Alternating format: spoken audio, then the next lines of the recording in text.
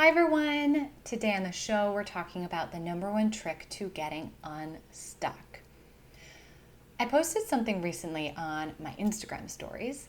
You can follow me at Hey Elizabeth Sue, that's HeyElizabethSu if you don't already, about how I've been putting a lot of time and energy into getting super clear on my intentions and desires so that I can really manifest what I want. I had shared the universe was finally starting to get the message because in one day I received 2 soul sister business opportunities, a dream business partnership, a brand new workshop that I'm really excited about, and a high profile interview. It was amazing.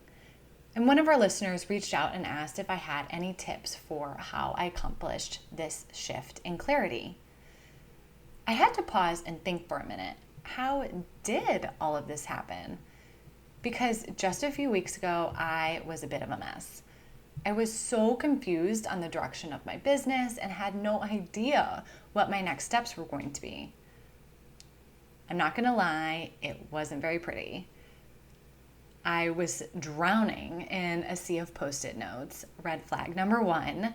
I was desperately scrolling Instagram for inspiration, red flag number 2, and I was mindlessly researching new certifications and trainings, red flag number 3, because this is a tactic that I use to keep myself busy and not actually move forward on getting clarity for myself. It's old programming for me to try to think my way to solutions. It makes me really uncomfortable to not know exactly where I'm headed, and I can get fixated on trying to figure everything out. It's like a trick my anxiety plays on me. It gives me the illusion that the only way I will feel better is if I get to some sort of resolution. Well, that strategy doesn't usually work because the more I overthink things, the more overwhelmed and confused I get.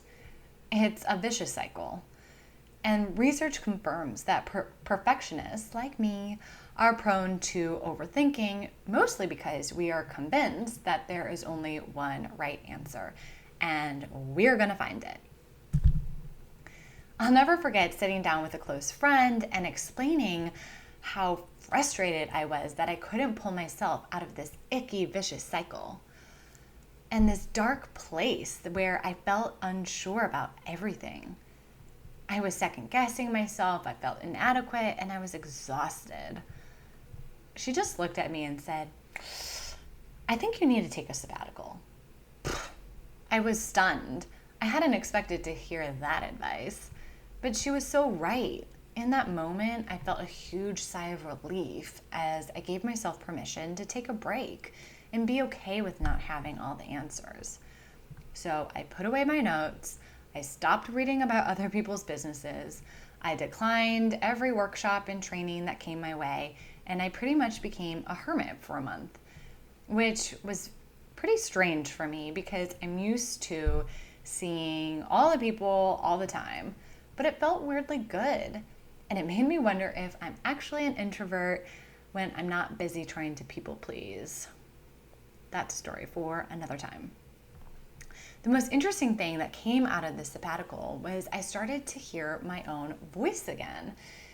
It was like I had cluttered my brain so much with all this information and other people's ideas that I got completely disconnected from my own body and inner wisdom.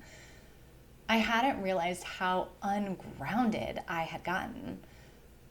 As soon as I started cleansing my energy and my mind space, things started to become more clear for me.